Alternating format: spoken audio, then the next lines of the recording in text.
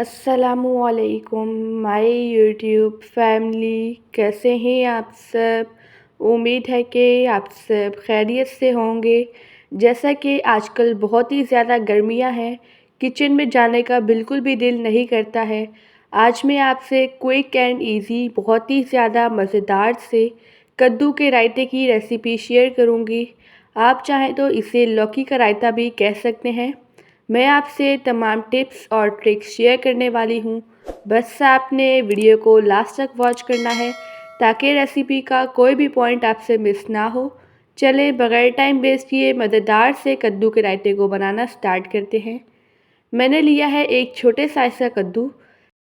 कद्दू को हम अच्छी तरह से छील लेंगे नाइफ़ की मदद से। आप इस रेसिपी को ज़रूर ट्राई कीजिएगा और मुझे अपना फीडबैक देना मत भूलिएगा।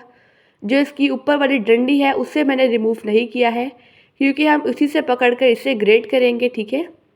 कद्दू को छीलने के बाद इसे अच्छी तरह से हम वॉश कर लेंगे और फिर इसको हम ग्रेट कर लेंगे। कद्दू को मैं डायरेक्ट पानी में ग्रेट कर रही हूँ, क्योंकि कद्दू काला हो जाता है, तो इससे हम डायरेक्ट पानी में ही ग्रेट करेंगे। अगर आपको वीडियो अच्छी लगे तो वीडियो को लाइक कर दीजिएगा और एनबी कुकिंग को सब्सक्राइब भी कर लें। मैं डेली बेसिस पे आपके लिए रेसिपीज़ लेके आती हूँ। जो कद्दू के बीज हैं हम वो ऐड नहीं करेंगे, ठीक है।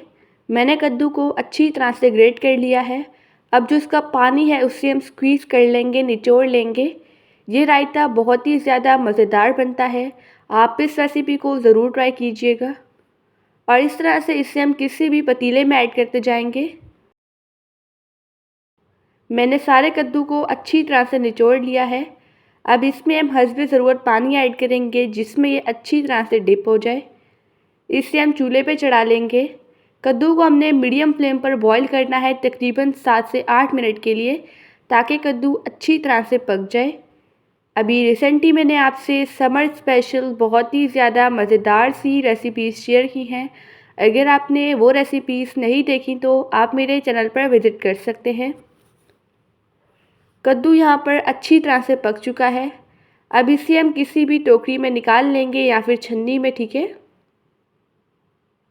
और इस पर हम डाल देंगे ढेर सारा ठंडा पानी।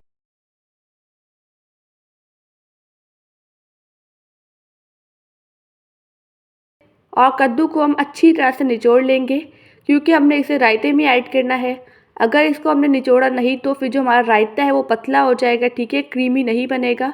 हमें रायता क्रीमी बनाना है, तो इस तरह से हम कद्दू को निचोड़ लेंगे।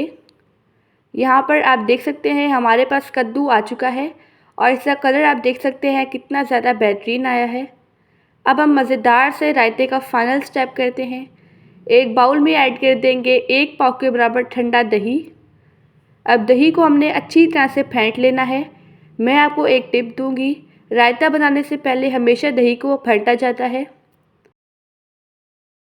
दही को मैंने अच्छी तरह से फेंट लिया है। अब इसमें हम ऐड कर देंगे कद्दू, जिसका पानी हमने अभी निचोड़ा था, और इससे हम बीटर की मदद से अच्छी तरह से मिक्स कर लेंगे, ताकि जो कद्दू के लच्छे हैं वो अच्छी तरह से दही में मिक्स हो जाएं। हमने कद्दू को ग्रेट किया था तो इसके लच्छे बन गए थे, ठीक है।